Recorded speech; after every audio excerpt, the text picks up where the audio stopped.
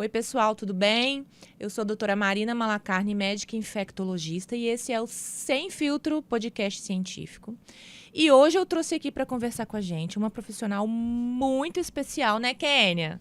Doutora Kênia Schultz. Vou falar um pouquinho do currículo dela, depois você completa pra gente, tá bom? Kênia Schultz é médica, formada pela UFES, a Universidade Federal do Espírito Santo, em 2008. Fez residência médica em São Paulo, no Sul São Paulo, no Hospital Heliópolis. Depois, pneumologia no IANSP. Foi lá que a gente se conheceu, né, Kênia? Depois também ela fez mestrado em Ciências de Saúde no IANSP também, né, com o tema de função pulmonar avançada, minha paixão pela pneumologia. Então, sua paixão pela pneumologia é qual? Conta pra gente. A função pulmonar é a menina dos olhos na pneumologia para mim. Eu fiz meu mestrado nesse assunto. Na época que eu escolhi a pneumologia, foi nesse intuito, né? Uma área que dá uma ampla possibilidade, inclusive diagnóstica. Então, a função pulmonar é um auxílio diagnóstico, né, na pneumologia. Eu também, na residência de clínica médica, a gente tinha uma área muito forte em emergência, em pacientes graves. Então, era uma área que me atraía. Você sabe que eu trabalhei no Heliópolis, né? Você lembra que eu trabalhei no Heliópolis? Eu acho que você deve ter pegado na época que você fazia... Eu já estava no IANSP. Você já tinha acabado. Eu Exatamente. passei num concurso lá, trabalhei na CCH lá. Exatamente. Conheci aquela sala de emergência que tem lá, uma redonda assim, não é mesmo? E a infecto do Hospital Heliópolis é muito forte, É né? muito forte, A infecto Tanto lá é que lá muito tem forte. residência também. E a residência de clínica médica do Heliópolis é muito forte em emergência. Uhum. Então, essa sala de emergência é onde a gente mais aprendia. E depois eu fui para o IANSP fazer a pneumologia. E aí, muito por isso, né? Porque eu era apaixonada por pacientes de alta complexidade mesmo, diagnóstica, desafio diagnóstico, pacientes desde a urgência até os pacientes com doenças crônicas, onde a gente faz diagnóstico de doenças raras, doenças sistêmicas. Existe uma correlação muito grande da pneumologia com as outras especialidades. Então, foi uma área que realmente me apaixonou e eu não consigo me imaginar fazendo outra coisa hoje. E são poucos, né? São poucos pneumologistas. As pessoas... Você acha que as pessoas optam menos em fazer pneumologia? Tem algum motivo especial? O que você acha? Então, Marina, realmente são poucas vagas de residência no Brasil. A Sociedade Brasileira de Pneuma é uma sociedade muito forte. Muito forte. Então, as residências ficam restritas a grandes hospitais universitários. Eu falo que isso é fantástico para nós, especialistas nessa área, porque todos os nossos amigos são muito bem formados. Aqui no Norte e Noroeste, nós somos em 6, né? 2 aqui em Colatina, 2 em Linhares e 2 em São Mateus. E a gente comunica os pacientes, a gente... discute casos de igual maneira. Então, são todos muito bem formados, justamente por conta disso, né? Por ser mais restrito. Por não ter tantas vagas de residência abrindo em qualquer lugar, enfim, sem condição técnica. Então, as condições técnicas das residências de pneumologia são muito criteriosas. Muito criteriosas e bons lugares de referência, né? Você sabe que eu vou te contar uma coisa que eu não sei se eu já te contei. Quando eu cheguei para fazer residência em São Paulo, R1 de infecto, rodando na clínica. Qual foi o meu primeiro rodízio? Fevereiro de 2011. Foi pneumologia. Eu lembro. Cheguei lá, quem estava lá? Kênia. Você vai, conversa, vem, você é da onde? Você é da onde? Ah, eu sou do Espírito Santo, eu também. Foi lá que a gente se conheceu, né? E eu me lembro bem disso também, Marina. Eu me lembro muito bem disso. Porque quando eu estava na faculdade na UFES, depois que eu entrei, que abriu a Unesc. Foi. Porque eu sou daqui do interior, né? Eu sou de Pancas. Então, na época que eu fiz faculdade, não tinha opção da Unesc, né? Nessa época. Só tinha UFES e Mescan. Só. Então, eu fiz UFES, logo depois abriu o Unesc. Eu tive muito pouco contato. Então, meu primeiro contato foi com você mesmo. Foi, né? Assim. E eu era R3 de pneumo e você entrou como R1 de infecto. E depois você terminou e quando eu era R3 de infecto, você já era plantonista do PS do IANSP. Você lembra disso? Que aí eu concursei no IANSP. Você era concursada lá, né? Então tem uma história para contar. E tem bastante tempo isso, né? 12 anos de formada você tem. Eu acho que mudou bastante coisa de lá para cá. E eu acho que o que deu um salto muito grande em tantas mudanças nas nossas áreas, aí eu coloco a infectologia também, foi a pandemia, né? A pandemia fez 5 anos agora essa semana. E eu acho que a gente trabalhou muito nessa pandemia, né, Kenny? Você pessoalmente trabalhou bastante também? A gente, nessa época, eu estava numa fase da minha vida que eu estava mais no consultório, né? Então, eu senti menos, tá, Marina? Chegou uma fase da pandemia que eu quis voltar para o hospital porque eu senti a necessidade disso, de me entregar mais aos pacientes hospitalares. Eu estava mais no ambiente já do meu consultório nessa fase, né? Até por questões pessoais, né? Enfim. Você já tinha mudado de Colatina já também? Já tinha mudado de Colatina, eu estava tentando engravidar, então eu estava numa fase da vida mais que eu estava tranquila. mais no consultório. Então, depois eu voltei, eu senti essa necessidade de ir atender a enfermaria Covid. Claro que nossa experiência como pneumologistas, de outras doenças, né? Até a fibrose pulmonar, as manifestações pós-infecções virais, que a gente já convivia em algumas outras doenças, tornava o pneumologista um pouco mais experiente. Mas, quando a gente foi vendo os pacientes aparecerem de jeitos diferentes, a gente viu que a experiência não era nada, principalmente dentro das UTIs, né? Eu falo que o maior desafio foi ventilação mecânica, foi aprender a ventilar esses pacientes. Pacientes todos pronados, né? Exatamente. Tudo de barriga Foi uma pra experiência que foi acontecendo... Foi em tempo real. Em tempo real. A gente não sabia, Exatamente. ou sabia pouquíssima coisa, né? E a gente foi aprendendo junto, quanto artigo a gente trocava, quanta informação. Eu junto bastante as duas sociedades, de infecto e de pneumo, e lembro que eram as duas sociedades que mais emitiam pareceres em relação ao assunto, né? Então, assim, é para usar isso, não é para usar isso? E a gente estava ali constantemente se atualizando. E a pandemia, ela deixou alguns recados muito importantes, assim, pra gente. Pelo menos para mim, como infectologista, primeiro que a gente aprende em tempo real, como você falou mesmo, né? A gente não sabe nada de nada e vai aprendendo de acordo com... Até hoje, né? Pra você ver, as cepas de Covid que rolaram antes não são as mesmas que estão rolando agora, né? E as medicações também, né?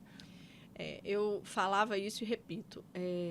Muitas vezes a gente usa na prática médica medicações que não têm todas as evidências. Baseado, né? A gente usa sintomáticos, por exemplo, que não têm todas as evidências. Então, o que na época da pandemia a gente usou com a experiência que a gente tinha nas outras infecções, né? E que não fizesse mal, ok. O problema foi as medicações que no decorrer começou a causar mais malefício, Marina. Malefícios, O que eu via, eu que atendia consultório, eu via na maioria das vezes pacientes com efeitos colaterais das medicações que estavam usando. Quais, por exemplo, os que kits você COVID, via? né? Os kits COVID. Você Eles chegou a vinham pegar usando já, desde o primeiro dia, corticoide, zinco, vitamina D em doses cavalares, né? azitromicina. Então, se usava num idoso, às vezes, que começava a ter vômito, começava a ter diarreia, dor abdominal. Exatamente. Depois passaram para nitazoxanida. Exatamente. Eu já vi kits compostos por todas essas medicações ao mesmo tempo. Você já chegou a ver isso? Sim, muito. E essas medicações não são isentas. Elas fazem hepatopatia. Esses pacientes correram risco. Muitos, talvez, foram para internações por complicações dessas medicações. Porque o evoluir da doença, as fases em que ela apresentava, né, a fase inflamatória, aquela fase que a gente tinha que realmente esperar para ver que caminho esse paciente ia seguir, a gente já conhecia. Tinha, sim, pacientes com indicação de corticoide, né, mas tinha um momento certo para usar. O paciente certo. E hoje a gente reafirma bastante esse momento certo de usar tudo, né? O corticoide, hoje a gente sabe que ele é usado em quem está usando oxigênio, né? Exatamente. Então, foram coisas que a gente realmente foi aprendendo em tempo real. Todo mundo aqui prescreveu uma coisa que hoje não é prescrita mais. Mas acho que quando a ciência vem e prova pra gente que tem uma forma melhor de você fazer, por que você não pode voltar atrás e fazer da forma correta, né? Exatamente. E hoje a gente já tem evidência de medicações, né? Para cada fase. Medicação antiviral, medicação anti-inflamatória. Então, a gente já tem hoje estudos definindo isso e não são todos os pacientes que vão usar. Assim como na época do H1N1, né? O H1N1 também foi assim na pandemia. Eu estava em São Paulo nessa época. Pandemia de 2009. Isso, 2009. Eu estava lá e também foi difícil o que nós enfrentamos naquela época. Foi completamente diferente da Covid, né? Teve muita associação de H1N1 com infecção bacteriana, então a gente usava muito mais antibiótico com indicação. Na Covid a gente não via necessidade mesmo. E até hoje a medicação para H1N1 tem sua indicação em cada paciente, Exatamente. sem precisar usar para todo mundo. No tempo correto, né? Aliás, né, Marina, não existe receita de bolo na medicina, né? Não Para tem. nenhuma doença. Pra nada. Aonde que o kit COVID ia servir para todos os pacientes? Isso não Verdade. funciona na medicina, nem para doenças crônicas, para asma. Não é a mesma medicação inalatória que funciona para todo mundo. E eu ainda falo mais, não existe medicação melhor ou pior. Existe a medicação para aquele paciente.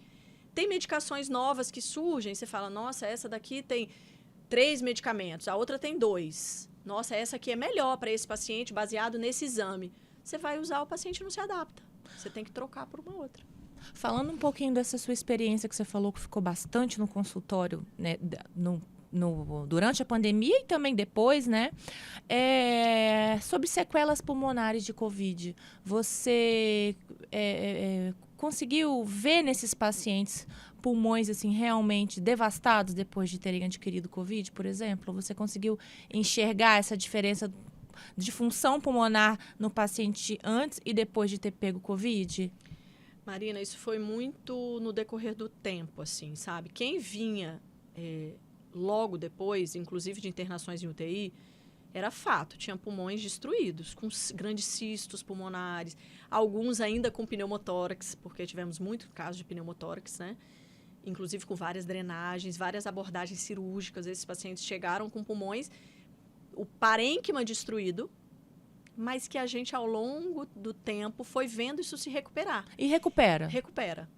Vocês que lidaram mais no hospital, principalmente o pessoal da UTI, não tem essa visão. Não, a gente não tem. A impressão que vocês tinham é que quando um paciente daquele saísse, nunca mais ele teria uma função pulmonar preservada. E muitos, a maioria, eu digo que recuperaram. Hoje a gente já tem estudo científico com isso, né? O HC, a USP lançou, né, os estudos com 2 anos já de segmento. Teve perda de função pulmonar maior nos primeiros meses, que depois foram se recuperando. O mais frequente foram os distúrbios restritivos e não os obstrutivos, então não teve muita necessidade de ser usado medicações inalatórias, né, nesses pacientes. O que mais mostrou, Marina, de forma interessante, foi inclusive a perda muscular. A função pulmonar, ela também é determinada pela função muscular. Então, os pacientes saíam com fraqueza muscular, muito debilitados. Sarcopênicos. Inclusive, tem alguns estudos científicos que mostraram isso, né? Exames de imagem mostrando sarcopenia. E mostrando isso se recuperando, na hora que isso também se recuperava, a função pulmonar voltava a se recuperar.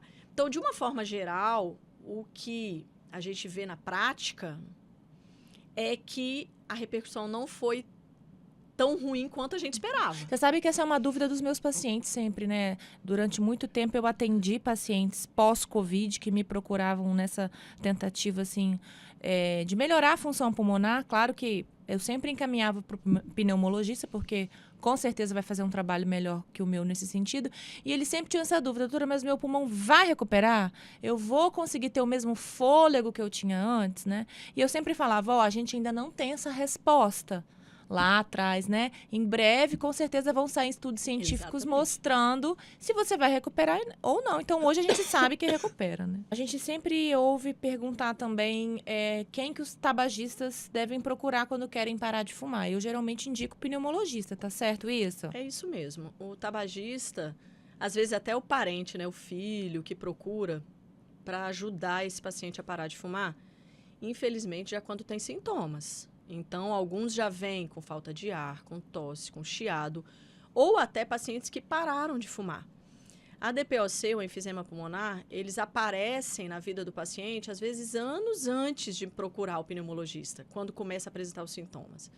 Hoje, a gente tem os cigarros eletrônicos, né? Então, já venho, agora pós-carnaval, eu tive pacientes jovens me procurando com falta de ar por uso de cigarro eletrônico no carnaval. Cigarro eletrônico é o vape, é isso? Vape. É tudo a mesma coisa? Vape, pod, é tudo igual? São tecnologias diferentes, né?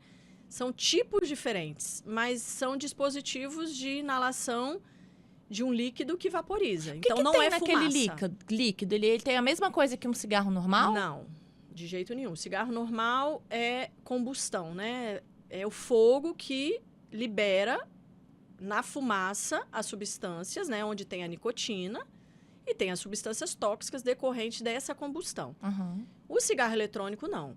Nesse líquido, tem diversas substâncias tóxicas ali também, mas é um líquido que tem a capacidade de vaporizar ao ser aquecido. Então, é um dispositivo que aquece esse líquido e esse líquido vira vapor. Entendi. E aí você inala esse vapor, aspira esse vapor, enfim. Esse vapor no pulmão volta a ser um líquido, volta a ser um óleo, passa a ser lesivo para os pulmões. Eu não nesse sabia momento. disso. Ele volta a ser um líquido ou um Volta. óleo dentro do pulmão. Exatamente. Então ele faz uma ação direta. Direta. A ação pulmonar do vapor é direta, a inflamação é momentânea. O que antes a gente viu o paciente desenvolver doença ao longo de anos, Marina, hoje pode acontecer em dias de uso de cigarro eletrônico. Além disso, a nicotina do cigarro eletrônico, qual foi a modernidade, né, desses dispositivos? Produzirem nicotinas artificiais, né, sais de nicotina, cada vez mais potentes em relação ao vício e mais confortáveis em relação ao uso. Sim. Porque se você pegasse um sal de nicotina em grande quantidade, na hora que você inalasse, podia dar uma sensação ruim de queimor. Esses dispositivos, eles criaram sais de nicotina confortáveis. Com cheirinho, com gostinho, não é e isso? confortáveis na inalação. Na inalação. Que na hora que inala é literalmente gostoso, além do cheiro. E com uma dose muito alta de nicotina, muito maior do que o cigarro comum. Eu expliquei isso outro dia para um paciente e ele me disse, Kênia, eu já tinha percebido isso, porque eu não consegui parar de fumar trocando pelo cigarro comum. Eu expliquei para ele que um dispositivo que ele tinha na mão tinha 5 ml, se eu não me engano, de líquido, numa apresentação de 3%. Ou seja, 30 miligramas por ml. Em 5 ml, tinha 150 miligramas de nicotina. Se ele fumava esses 150, esses 5 ml, ou seja, 150 miligramas de nicotina, se ele fumasse aquilo ali num dia, ele estaria fumando 150 cigarros no dia, comuns. Nossa, é muita Por quê? coisa. Porque o cigarro comum, pela legislação, só pode ter até 1 miligrama de nicotina em cada cigarro. Em cada cigarro. Uhum. Isso já é fiscalizado. Os cigarros eletrônicos, a gente não tem fiscalização. Mas eles têm no rótulo, a maioria deles vem no rótulo, a porcentagem da nicotina. Então, é absurdamente maior do que o cigarro comum. E eles podem induzir o câncer de pulmão da mesma forma que o cigarro comum. Ou até mais, né? Ou até Pela mais. carga de substâncias. Pelas substâncias diferentes, né? Mais cancerígenas do que o cigarro comum. E as estratégias para tentar parar de fumar os cigarros eletrônicos são parecidas com as estratégias do cigarro normal? São, porque as estratégias são baseadas na nicotina, né? Então, o que a gente tem? A gente tem medicação ansiolítica para ajudar nesse controle da ansiedade associada ali ao hábito e a reposição de nicotina. O que acontece é que o vício do cigarro eletrônico é muito maior, né? Então, às vezes, Ele é mais viciante. Vai precisar de muito mais tempo de terapia. Às vezes, precisa de terapia comportamental junto. Quase sempre precisa, né? Então, mas em relação à medicação, hoje, a gente está até... Existia uma medicação, que era a vareniclina, que era uma medicação que atuava nos receptores da nicotina, que está proibida, né? A comercialização.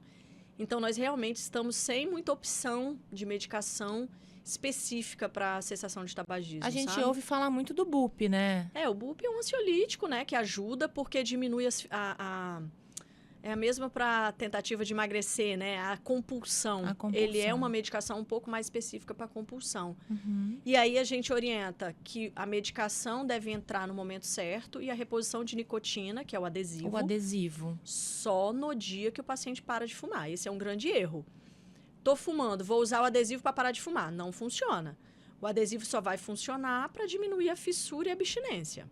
Porque é uma reposição de nicotina, De né? nicotina, só que sem comprometer as células pulmonares, não é isso? Isso, e também por pouco tempo, né? Por por 2, 3, 4 semanas no máximo, que é aquele período de maior abstinência.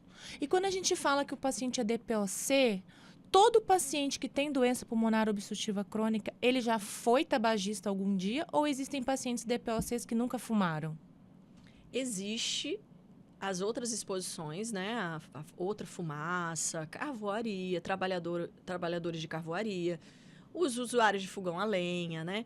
Eu sempre falo que é muito menos comum do que o tabagista. Igual Sim. o tabagismo passivo, é muito menos comum do que o tabagismo ativo.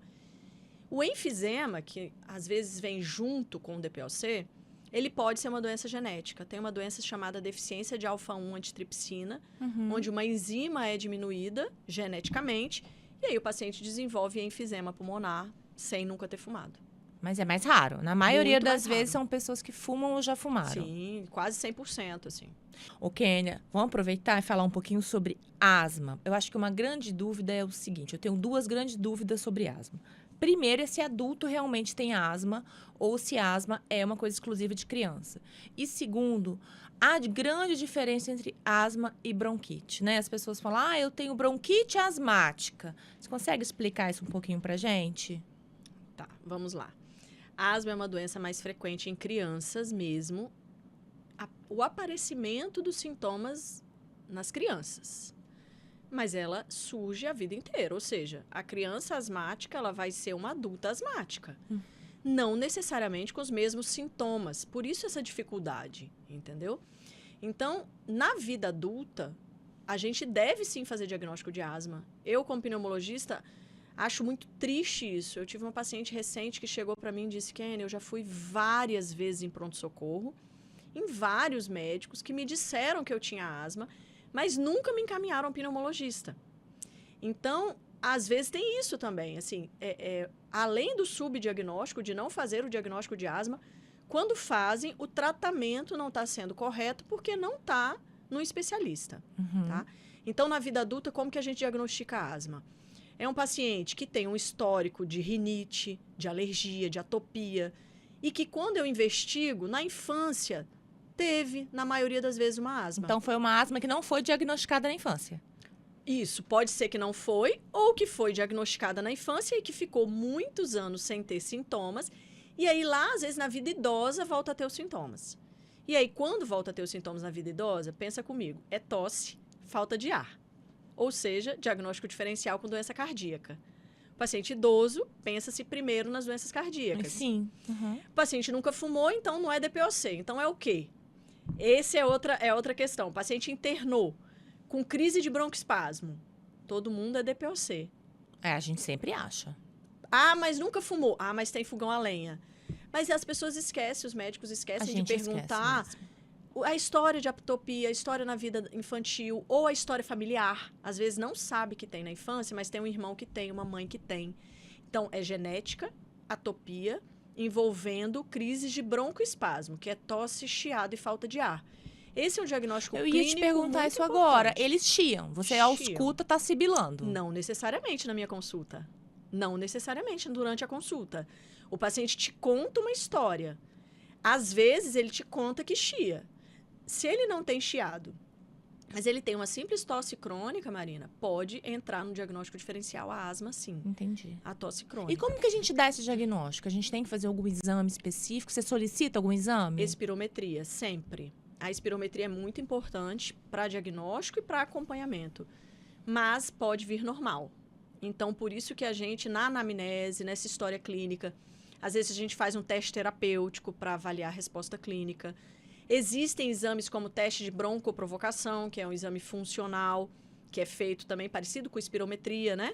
Quando a espiro vem normal, a gente faz o teste broncoprovocativo, que é aplicar um broncoprovocador, né? Uma medicação que causa broncoespasmo, e aí tem uma resposta para isso indicar asma. E quem faz esse exame? A espirometria? Pneumologista. É o pneumologista que faz. O médico capacitado para fazer é o pneumologista. É assim, essa é uma área de atuação da pneumologia. Os laboratórios de função pulmonar têm que ter pneumologista responsável. Um técnico pode realizar o exame. A gente tem técnicos em espirometria treinados pela Sociedade Brasileira, então tem título de técnico em espirometria. Inclusive, hoje tem CBO, é igual técnico de radiologia, entendeu? Então, são técnicos treinados, mas tem que ter um pneumologista responsável para fazer esse exame, porque é uma área de atuação, inclusive, de estudos científicos que são feitos sempre por pneumologistas, pela Sociedade Brasileira de Pneuma. As grandes publicações somos nós, pneumologistas, que fazemos. A pergunta em relação a bronquite e asma, bronquite é um termo clínico, tosse secretiva crônica que não seja infecciosa. Então, existem outros tipos de bronquite. Bronquiectasia, né? Outras doenças, a própria DPOC a gente pode chamar de bronquítica, né? De bronquite. E existe a bronquite asmática. Então, eu costumo dizer que a asma é um tipo de bronquite. Entendi. Eu uso também esse termo, tá, Marina, no consultório, porque eu explico para o meu paciente que existe uma inflamação brônquica, que é o termo, né? Bronquite, inflamação brônquica. Então, eu tento explicar isso para meus pacientes para eles entenderem. Então não é um termo errado, a gente pode falar errado. bronquite asmática. Bronquite asmática é a bronquite que tem relação com genética, com alergia, né? E que é uma asma, na verdade. Entendi. É só um termo mais clínico para o paciente entender, para os colegas entenderem. E não está errado usar esse termo. Voltando só um pouquinho na espirometria, eu fiquei curiosa numa coisa. Assim, a espirometria é um exame que não é cotidiano das pessoas pedirem. Geralmente deve ser o próprio pneumologista que pede. E, por exemplo, é um exame que eu não peço porque eu não vou saber interpretar. Então, a gente não pede um exame que a gente não sabe interpretar. Eu só peço o exame que eu sei interpretar, né? E aqui em Colatina, por exemplo, você vai procurar fazer uma espirometria. A gente tem que, então, primeiro passar num pneumologista para fazer a espirometria com ele. É isso? Só para eu entender melhor. Não, Marina. Cardiologistas, outros especialistas que lidam com dispneia, com falta de ar, a queixa de falta de ar, o screening dentro dos exames pode entrar uma espirometria. Ele não precisa passar com o pneumologista para fazer o exame, tá? É um exame como um ecocardiograma que pode ser solicitado.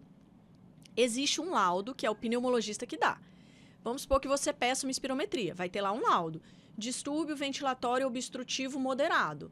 Claro que você vai ter que interpretar aquilo baseado na sua hipótese. Sim, Então é uma asma. Então é um DPOC. Então, assim, no meu laudo de espirometria, eu não coloco o diagnóstico da doença. Eu coloco o diagnóstico do distúrbio funcional. Então, o médico que avalia, geralmente, quando ele pega esse exame alterado, ele encaminha para um pneumologista. A interpretação de outras doenças, que não seja asma e DPOC, que asma e DPOC realmente são as mais frequentes, mas as doenças intersticiais, como a fibrose pulmonar, a espirometria, por exemplo, não é suficiente. Eu preciso seguir para pletismografia e para difusão, que a gente já tem aqui no Espírito Santo. Quando eu cheguei de São Paulo, que eu fiz meu mestrado nesse assunto, né? Onde a gente percebia que pacientes com distúrbios inespecíficos na espirometria, eu precisava seguir para pletismografia e difusão. Eu passei uns anos aqui sofrendo sem esse exame e hoje a gente tem em Linhares, né? Em Linhares eu tenho um laboratório de função pulmonar que eu consigo fazer esses outros exames. Aí, Marina, num exame funcional desse eu consigo definir a queixa daquele paciente se realmente tem a ver com aquela doença. Porque, imagina, eu lido com pacientes idosos que são multicomorbidades. Eles fumaram, podem ter DPOC, eles podem ter uma artrite reumatoide, uma insuficiência cardíaca, coisas que influenciam na função pulmonar. Eles podem ter uma fraqueza muscular. Então, a espirometria, ela é um exame inicial que tem que ter expertise para interpretar, sim. E para fazer também. Não pode ser qualquer pessoa que faça. E você já viu, assim, no seu dia a dia, ele sendo feito de qualquer jeito, por alguma pessoa não capacitada? Você já recebeu algum laudo de uma pessoa não capacitada? Muitos. Nós estamos passando por isso na pneumologia. Aqui no Espírito Santo, no norte aqui do Espírito Santo, nós estamos passando por isso com muita frequência. O aparelho, tem alguns aparelhos portáteis que algumas clínicas estão comprando, a técnica fazendo sem nenhum critério. E quem lauda esses exames? E existe um laudo online. Um laudo que virtual. É feito virtual, que tem médicos online fazendo esses laudos. Aí eu te digo, já está errado porque não existe um pneumologista responsável por aquele laboratório. Entendi. E aí, infelizmente, eu não posso aceitar esse laudo. Aí, geralmente, eu faço o seguinte, eu dou um retorno para o médico, né, que solicitou aquele exame. Então, um médico solicitou o exame e fez naquele laboratório, sem qualidade técnica. Aí eu passo a informação para o médico, além de passar para o paciente. Olha, esse exame, infelizmente, não teve qualidade técnica, nós vamos ter que repetir num laboratório com condições. Existem critérios de sopro, né? Não é simplesmente soprar. É soprar com critério. Com qualidade tem que ter também, 6 né? segundos de sopro, tem que ter pico de força. É um exame baseado em força. Então, tem todo um critério para ser cumprido. Vamos aproveitar, então, que a gente está falando de coisas erradas que a gente vê no nosso dia a dia aí na medicina. Vamos falar um pouquinho sobre isso, então, que eu acho que isso é importante a gente frisar agora, né? Então, a gente falou aí da espirometria feita por pessoas não habilitadas. Eu acho que uma coisa que a gente tem muito em comum é a questão do antibiótico, né? Hoje eu peguei uma mocinha internada que ela já estava, assim, no 6º ciclo de antibiótico, sabe? Isso é uma coisa que eu luto muito, que eu falo com muita veemência em relação ao uso abusivo de antibióticos. Você deve ver bastante isso também. Muito antibiótico, né? Azitromicina para tosse e coisa e tal. O que mais que você vê de bizarro, assim, na sua área que você pode citar aqui pra gente? Que você já viu que te assustou, assim, algum evento especial? Marina, primeiro é uma tosse crônica, que vem crônica e que muda-se de antibiótico. Tosse crônica, dificilmente, a não ser que seja uma tuberculose. Exatamente, vai ser de causa infecciosa. Vai ser de causa infecciosa. Eu sempre falo aguda. isso também. Então, não adianta mudar antibiótico. Não adianta. Eu atendi hoje também uma, coincidentemente. Uma com essa mesma história, com um catatal de receita de antibiótico. E era uma asma. Um pouquinho que eu conversei com ela, a tosse dela era uma tosse associada a eventos de chiado. Não, às vezes no pronto-socorro não está chiando, nem no meu consultório. Não está tendo aquele broncoespasmo, mas tem uma tosse crônica. Esse raciocínio clínico que tem faltado muito, né? De coletar uma boa anamnese. 20 minutos que você conversa com o paciente, você consegue identificar que os últimos 5 antibióticos que ele usou não precisavam ter usado. Usando antibiótico endovenoso, via hospital dia, indo para o hospital todo dia tomar medicação na veia, né? Não, aconteceu uma coisa muito engraçada esses dias. Uma colega que trabalha comigo, pediatra, teve uma pneumonia e perguntou minha opinião, o que ela deveria tomar. Então, eu sempre faço aquelas perguntas que a gente tem que fazer. Qual foi a última vez que você tomou antibiótico? Para que você tomou? Qual foi? Eu cheguei à conclusão que ela poderia tratar a pneumonia dela com amoxiclavulanato e talvez colocar um macrolídeo ali. Eu falei, não, pode usar esse aqui, você está muito bem, a imagem é pequena. Mas aí um outro colega falou, nossa, você é médica. Vive dentro do hospital. Ah, não. Faz aí ceftriaxona em regime hospital dia. Duas coisas que eu acho que viraram uma febre inconcebível, assim. É a ceftriaxona hospital dia e a quantidade de tomografia que as pessoas pedem para uma pneumonia. Você vê isso também? Muito. Essa ceftriaxona hospital dia eu também não consigo entender, Marina, porque ou o paciente tem indicação de internar e usar o antibiótico internado, ou o paciente tem indicação ambulatorial de usar via oral. Ok, a gente tem pacientes com indicação de hospital dia, não vou questionar. Mas para a pneumonia da comunidade, numa paciente jovem, não tem motivo nenhum fazer essa troca, até porque nós vamos estar cobrindo os mesmos antibióticos. Não, os mesmos antibióticos, as mesmas bactérias. E até porque quando a gente está falando só porque a gente é médico, não significa... Se eu estou pensando numa pneumonia bacteriana, eu estou pensando num germe da comunidade, eu estou pensando em pneumococo, eu não estou pensando numa bactéria multiresistente hospitalar, elas não têm esse poder de fazer isso com a gente lá dentro, né? E a tomografia, no acesso fácil ao pronto-socorro, o que preocupa? Começou-se ver a imagem de pneumonia na tomografia e as pessoas começaram a se assustar. Porque antes ninguém via a imagem de pneumonia na tomografia, porque todo mundo pedia só raio-x, concorda? Concordo. Então, via um infiltrado, que na tomografia, esse infiltrado, às vezes, é muito mais evidente. E as pessoas se assustam. Então, viu uma simples pneumonia na tomografia, começa a pensar em tuberculose, pensar em diagnósticos diferenciais, que não são compatíveis com a história clínica. E às vezes não tem uma história clínica. De pneumonia. Às vezes só tem uma imagem. Exatamente. E tratam como pneumonia. É outra coisa preocupante. Uma consolidação periférica. O paciente tem uma dor torácica súbita com uma consolidação periférica. Não tem tosse, não tem febre, não tem sintoma infeccioso. Consolidação, vem no laudo. Pode ser um infarto pulmonar, pode ser uma embolia pulmonar. Você só vai fazer diagnóstico se você conversar com o paciente. E tiver uma história clínica compatível. E fazer o exame certo. Que aí tem que aplicar contraste, fazer uma angiotomografia específica para avaliar se aquele trombo, se tem trombo naquela artéria. Exatamente. Então, o diagnóstico é o que você acabou de falar.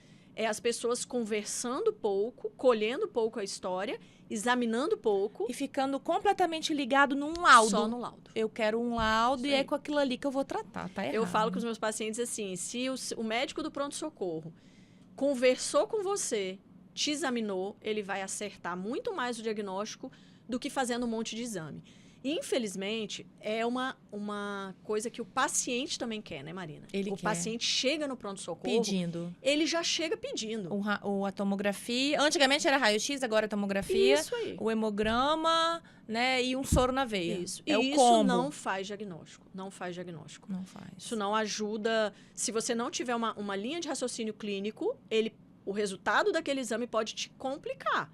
Pode dificultar esse diagnóstico. E complicar a vida do paciente, né? Exatamente. Porque o que a gente vê agora de antibióticos de primeira linha que não respondem mais é um absurdo, né? Eu pego muito isso. Doutora, eu já tô aqui no meu 5º antibiótico e eu não melhoro. Então, às vezes, só resta mesmo os injetáveis. E aí, nós vamos internar todo mundo, né? Fica complicado para o serviço de saúde dessa forma. Ken, eu vou fazer agora aqui com você um bate-bola. Tá? O nome dele é Faz ou Não Faz. Eu vou te falar uma situação aqui e você vai explicar pra gente se faz ou se não faz, se sim ou se não, tá? Okay. Corticoide em toda crise de broncoespasmo. Faz ou não faz? Faz. Na crise de broncoespasmo, o corticoide tem indicação, né? Como uma terapia que vai prevenir, vai tratar essa crise. Lembrando que ela não vai resolver a crise naquele momento. Então, precisa entrar com broncodilatação. Correr com corticoide venoso não vai resolver a crise. Ela vai entrar como um tratamento ali, 5 até 7 dias de tratamento para prevenção de novas crises. E o que tem que entrar necessariamente na crise de broncoespasmo são os broncodilatadores inalatórios. Evitar xaropes broncodilatadores, injetáveis broncodilatadores, né? Que fazem muito mais efeito colateral do que benefício. Muito bem. Macrolídeo em toda pneumonia. Preciso fazer? Não.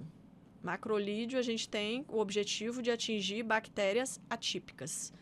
Vão ter casos compatíveis com isso, né? Com esse tipo de bactéria. E vai ter caso que é típico de pneumococo, né? Que inclusive é o mais comum da bactéria da pneumonia da comunidade, e aí não necessariamente precisa usar macrolídeo. As pneumonias por pneumococo possuem imagens e quadros muito típicos mesmo, assim, né? A maioria das vezes tem uma clínica bem florida. Esse aqui é polêmico, eu vou te perguntar agora, hein? Xarope para tosse. Meu Deus, como as pessoas pedem xarope para tosse. Antitussígeno. Faz ou não faz? Não faz. Não faz? Não faz. Não existe um xarope para tosse, né? Existe medicamentos para doenças causadoras de tosse. O mais comum é o quê, né? As infecções virais, né? As famosas resfriados comuns, as próprias gripes, causando tosse. Tosse é um reflexo, Marina. É um reflexo necessário de defesa das vias respiratórias naquele momento. E vai ser autolimitada. Assim como as dores no corpo, o mal-estar da gripe é autolimitado, a tosse também vai ser autolimitada. Então, o que você usar não vai mudar a evolução dessa tosse. E pode aumentar os efeitos colaterais. Já vi paciente fazer hepatopatia por xarope. Então, outra coisa, se você lê nos xaropes, é o que você falou, efeito antitussígeno, antialérgico, alguns xaropes têm corticoide. Alguns têm uma mistura. Uma mistura de analgésico com antialérgico. Então, o que se usa para um quadro viral agudo? Sintomáticos, analgesia, e no meu raciocínio, água. Que atendo esses pacientes, eu penso assim, olha, a sua tosse, ela tem uma determinada hora para acabar. Se ela não acabou, aí é hora de você procurar o especialista. Porque talvez a gente não está falando só de uma tosse que veio por isso, né? Então, tratar o cerne do problema, né? Continuando com a tosse, aí, o antialérgico para tosse, podemos fazer sempre? Também não, né? O antialérgico é usado para as doenças alérgicas, especialmente, né, para rinite alérgica. A asma já não responde bem a antialérgicos orais, né? Porque a asma, a gente tem uma inflamação brônquica que precisa, sim, entrar com corticoide, seja inalatório, seja oral ou até endovenoso, né? Então, antialérgico, em alguns casos, nos casos de viroses, pode até piorar. Por quê? O antialérgico, a tendência é secar aquela secreção, né, fluida, que a gente chama de coriza. Então, na hora que seca a coriza, pode piorar o reflexo de tosse. Então, nas fases agudas de infecções virais, o ideal é não usar antialérgico. Porque a gente aprende que muco também é um mecanismo de proteção. Exatamente. Né? Muco e tosse. Os cílios ali vão levando, né? E o que aí você vai me perguntar, mas então eu vou usar o quê, né, doutora? Lavagem de nariz com soro vai ajudar, porque vai ajudar a eliminar sem acumular, porque também se acumula essa secreção da coriza, pode ser um fator para desenvolver sinusite. Sim. Beber muita água, se alimentar bem, repouso. O corpo precisa de repouso para se recuperar. Agora, você falando isso, eu achei muito engraçado, porque se a gente fala isso para um determinado grupo de pacientes, eles falam, não, doutora, me dá a receita aqui com 10 medicações, que para mim é mais fácil do que me alimentar bem e fazer repouso, por exemplo. E usar aquele monte de medicação não vai fazer. A maioria das vezes eu pergunto assim, melhorou? Eles falam, não, então. É porque não funciona. E essa aqui, eu não sei se já chegou lá em Linhares, tá? Não sei, diz aí pra mim. Soro colorido, vitamina pra melhorar a imunidade, isso aí. Já chegou em todos os lugares. Faz ou não faz? Imunidade eu mando pra você, viu, Marina? Ai, meu Deus do céu. Imunidade eu falo, vai com o infectologista. Imunidade, as pessoas vêm muito procurar, todos nós médicos, todas as especialidades, né? Tentando melhorar a imunidade quando apresentam algum sintoma. Sim. E aí eu falo, olha, esse sintoma que a senhora está apresentando é de uma doença crônica. É diferente. Se você tem uma asma que não está tratando, claro que você vai ter tosse repetida, claro que você vai ter crises. E aí eles confundem essas crises da doença crônica como gripes. Então, Sim. A maior procura em relação à pneumologia é isso. Doutor, eu tenho muitas gripes, minha imunidade está baixa, o que eu posso fazer? Mesma coisa, tratamento de doença crônica, atividade física, dieta saudável, é o que eu sempre explico para os meus pacientes que melhora a sua imunidade. Eu sempre falo para eles, Kênia, que não existe um botão mágico, existe. Um remédio mágico. Eu falo que a imunidade é você apertar vários botões ao mesmo tempo. Exatamente. Alimentação, descanso, você tá dentro do seu peso, acho isso muito importante. E mais, né, Marina? Repor vitamina. Se você tá com uma vitamina D baixa, ok, dependendo da faixa etária, é indicado repor. Mas isso não quer dizer ganhar imunidade. Não quer. A vitamina não tem relação com a imunidade. Nós temos imunidade relacionada à imunidade celular, à imunidade de produção de anticorpos, que são diferentes, né? Então, nós temos doenças que diminuem a imunidade, diabetes. É verdade. Né? Mas eu tô tendo muitas infecções. Ok, se seu diabetes está descontrolado, você tem maior risco de infecções. Muitas infecções. Então, verdade. tratar doenças crônicas e cuidar da saúde, né? De uma forma geral. Olha, Kênia, eu te agradeço imensamente por esse bate-papo, foi muito bom. Eu tinha mais um monte de coisa legal para te perguntar, mas a gente vai deixar para a próxima. Tá, vai ter que ter um repeteco, tá? Te agradeço muito por ter vindo aqui. Foi uma conversa muito boa, esclareceu muitas dúvidas que eu também tinha em relação à atuação da pneumologia. Marina, eu agradeço muito a oportunidade. Eu falei com você, né, quando você me convidou, que eu acho muito importante a sua opinião, né, nas redes sociais, porque hoje é uma forma que as pessoas estão buscando conhecimento. Não tem mais para onde correr. O conhecimento das pessoas está envolvido ali com as redes sociais. E nós precisamos estar presentes. A gente precisa ter voz, ter né? boas informações, com evidência científica, para que as pessoas que não têm, né, esse embasamento científico acabem tomando conta aí do pedaço, né? Com orientações, às vezes, erradas. A gente viu isso muito na pandemia, né? Muito. As fake news. Então, eu queria te parabenizar, porque não é fácil nós sairmos da nossa vida, porque na medicina, além da medicina, nós temos nossa família, nós temos uma dedicação. E tirar esse tempo para vir aqui, se dedicar a esse tipo de informação que você passa nas redes sociais, eu sei da sua dedicação e eu queria te parabenizar e te agradecer. Muito obrigada. Eu fico imensamente feliz com isso. Obrigada. E é isso aí, pessoal. Agradeço a participação de vocês hoje aqui nesse podcast. Tchauzinho para todo mundo.